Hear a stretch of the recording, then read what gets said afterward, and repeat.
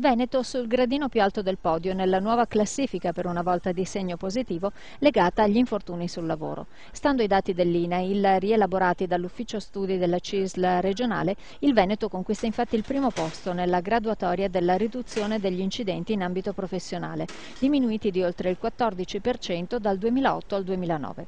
In valore assoluto il dato si traduce in 15.000 incidenti in meno.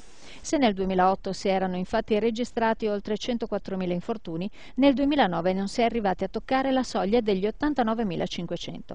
Il dato si rivela ancor più significativo se ad essere presi in considerazione sono poi solo gli incidenti mortali. In questo caso si registra una diminuzione ancor più consistente, stimata in 33 punti percentuali, con i 112 decessi del 2008 scesi fino ai 75 del 2009, e la tendenza per il 2010 sembra confermare questa positiva contrazione.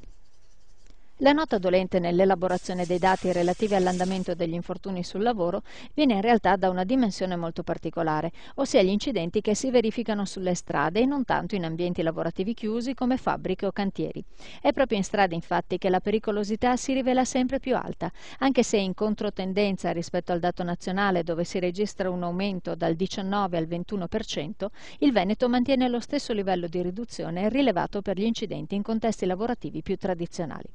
Positivo il commento della CISL del Veneto nella valutazione dei dati forniti dall'INAIL, un commento che riconosce l'impegno di parti sociali, istituzioni e media nella promozione di una cultura della sicurezza.